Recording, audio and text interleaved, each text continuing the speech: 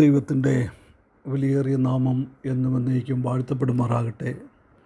വീണ്ടും വരുന്നവനായ കർത്താവായ യേശു ക്രിസ്തുവിൻ്റെ നിസ്തുല്യ നാമത്തിലുള്ളതായ സ്നേഹവന്ദനം എല്ലാവർക്കും അറിയിച്ചു കൊള്ളുകയാണ്.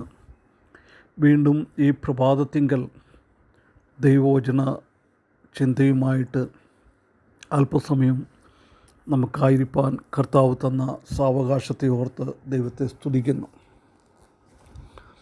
ദൈവത്തിൻ്റെ അളവറ്റ കൃപയാൽ കഴിഞ്ഞ 471 എപ്പിസോഡുകളിലായിട്ട് ഉൽപ്പത്തി പുസ്തകവും അതുപോലെ തന്നെ പുറപ്പാട് പുസ്തകം 12-ാം അധ്യായം വരെ നമുക്ക് ചിന്തിക്കുവാനായിട്ട് ദൈവം സാവകാശം തന്നു.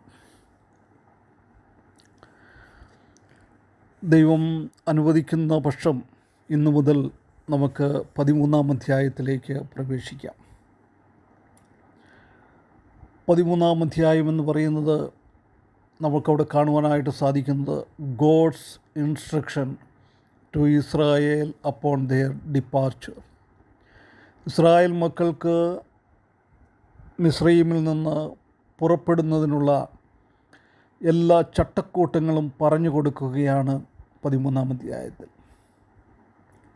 വേറൊരു രീതിയിൽ നാം പറഞ്ഞു കഴിഞ്ഞാൽ lessons from the feast of first fruits and the juice exodus on honouring God. വലിയവനായ ദൈവത്തെ മഹത്വപ്പെടുത്തേണ്ടതിനു വേണ്ടി ആദ്യഫല പെരുന്നാളിൽ നിന്നും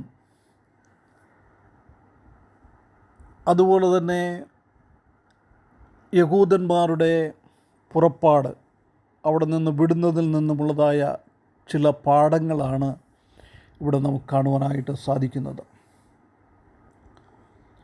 പുറപ്പാട് പുസ്തകം 12-ാം അധ്യായം 37 മുതൽ ഈ 13-ാം അധ്യായത്തിൻ്റെ അവസാന വാക്യമായ 22-ാമത്തെ വാക്യം വരെ നമുക്ക് കാണുവാനായിട്ട് സാധിക്കുന്നത് ഐ ആം യുവർ ഫ്രീഡം. വലിയവനായ ദൈവം നമ്മുടെ സ്വാതന്ത്ര്യമാണ്, നമ്മുടെ ഫ്രീഡമാണവൻ. അതുപോലെ തന്നെ ഈ അധ്യായത്തെ നമുക്ക് രണ്ടായിട്ട് തിരിക്കുവാനായിട്ട് സാധിക്കും. 1 മുതൽ 16 വരെയുള്ളതായ വാക്യങ്ങളിൽ നാം കാണുന്നത് instructions four A new nation. പുതിയ ഒരു ജാതിക്ക്, പുതിയ ഒരു രാഷ്ട്രത്തിന് വലിയവനായ ദൈവം കൊടുക്കുന്ന നിർദ്ദേശങ്ങളാണ് അവിടെ നമുക്ക് കാണുവാനായിട്ട് സാധിക്കുന്നത്. അതുപോലെ തന്നെ 17 മുതൽ 22 വരെയുള്ള വാക്യങ്ങളിൽ നാം നോക്കുമ്പോൾ Israel's journey out of Egypt, മിസ്രയീമിൽ നിന്ന് അവർ കനാൻ ദേശത്തേക്ക് പുറപ്പെടുന്ന യാത്രയുടെ ആരംഭം അവിടെ നമുക്ക് കാണുവാനായിട്ട് സാധിക്കും. ഈ 13-ാം അധ്യായം നാം കാണുന്നത് വലിയവനായ ദൈവം യഹൂദന്മാരുടെ വീണ്ടെടുപ്പ് ആഘോഷിക്കണമെന്നും ഇസ്രായേൽ മക്കളെ മിസ്രയീമിൻ്റെ അടിമത്തത്തിൽ നിന്ന് വിടുവിച്ച ആ വീണ്ടെടുപ്പ് അല്ല, വിടുതൽ, ആ സ്വാതന്ത്ര്യം എപ്പോഴും അത് ഒരു ദൈവത്തിൻ്റെ ഒരു നിയമമായിട്ട് അവർ ആഘോഷിക്കണം, അവർ അത് സന്തോഷിക്കണം. ഈ വിടുതൽ അല്ലെങ്കിൽ ഈ വിടുതലിൻ്റെ ആഘോഷം അത് കർത്താവായ യേശു ക്രിസ്തുവിനെ മുൻകാട്ടി കാണിക്കുന്ന ഒരു രംഗമാണ്. നാം കൊലോസ്യ ലേഖനം 2-ാം അധ്യായം 16-17 വാക്യങ്ങൾ വായിക്കുമ്പോൾ ഇവിടെ അപ്പോസ്തലനായ പൗലോസ് പറയുന്നുണ്ട്, പെരുന്നാളുകളും ആഘോഷങ്ങളും ഒന്നും നമുക്ക് ഒന്നുമില്ല.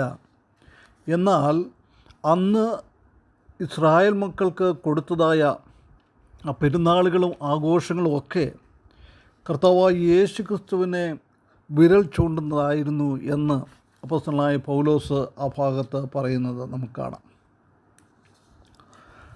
അത് കർത്താവായ യേശു ക്രിസ്തുവിലേക്ക് വിരൽ ചൂണ്ടുന്നു. വലിയവനായ ദൈവം ഇസ്രായേൽ മക്കളെ മിസ്രയീമ്യരുടെ ശാരീരിക അടിമത്തത്തിൽ നിന്ന് വിടുവിച്ചു. വലിയവനായ ദൈവം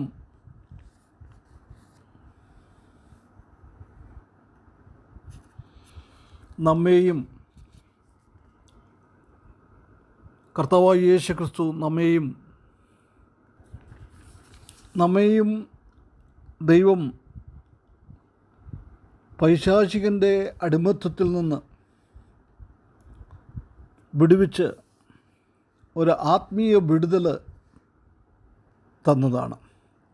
കർത്താവായ യേശുക്രിസ്തുവിനെ പറ്റി യെശയ്യാ പ്രവചനത്തിൽ പറഞ്ഞ കാര്യം എടുത്ത് ലൂക്കോസിൻ്റെ സുവിശേഷം 4-ാം അധ്യായം 18-ാമത്തെ വാക്യത്തിൽ നാം കാണുന്നത്, ദരിദ്രന്മാരോട് സുവിശേഷം അറിയിക്കുവാൻ കർത്താവ് എന്നെ അഭിഷേകം ചെയ്യുകയാൽ അവൻ്റെ ആത്മാവ് എൻ്റെ മേലുണ്ട്, ബദ്ധന്മാർക്ക് വിടുതലും കുരുടന്മാർക്ക് കാഴ്ചയും പ്രസംഗിക്കുവാനും പീഡിതന്മാരെ വിടുവിച്ചയക്കുവാനും.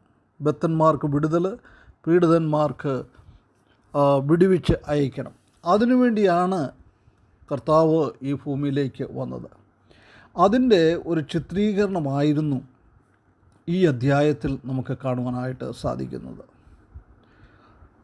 നമുക്കറിയാം, ഇവിടെ ഇസ്രായേൽ മക്കൾ അല്ലെങ്കിൽ യഹൂദന്മാർ വലിയവനായ ദൈവം അബ്രഹാമിനോടും ഇസ്ഹാക്കിനോടും യാക്കോബിനോടും അരുളി ചെയ്തതായ വാഗ്ദത്ത നാടായ കനാനിലേക്ക് പോകുവാൻ അവരെ കൊണ്ടുപോകുന്നു. അത് നാം കാണുന്നത്, അത് ഒരു നിഴലായിട്ടാണ് നാം കാണുന്നത്. എല്ലാ വിശ്വാസികളെയും വലിയവനായ ദൈവം വാഗ്ദത്തം ചെയ്തതായ സ്വർഗ കനാൻ ദേശത്തേക്ക് കൊണ്ടുപോകുകയാണ്. എത്ര അനുഗ്രഹിക്കപ്പെട്ടതായ ചിന്തകളാണ് ഈ അധ്യായത്തിൽ നമുക്ക് കാണുവാനായിട്ട് സാധിക്കുന്നത്.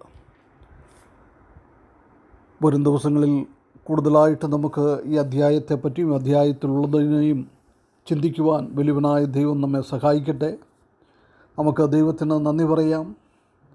നമ്മളെയും ദൈവം സാത്താൻ്റെ അടിമത്തത്തിൽ നിന്ന്, സാത്താൻ്റെ പീഡനത്തിൽ നിന്ന്, സാത്താൻ്റെ ബന്ധനത്തിൽ നിന്ന് നമ്മളെ വിടുവിച്ചു. സ്വർഗ കനാൻ ദേശത്തിലേക്ക് യാത്രയാകുവാൻ വേണ്ടി നാം ഇന്ന് യാത്രക്കാരായിട്ട് ഈ ഭൂമിയിൽ ആയിരിക്കുകയാണ്. സിയോൻ സഞ്ചാരികളാണ് നാം.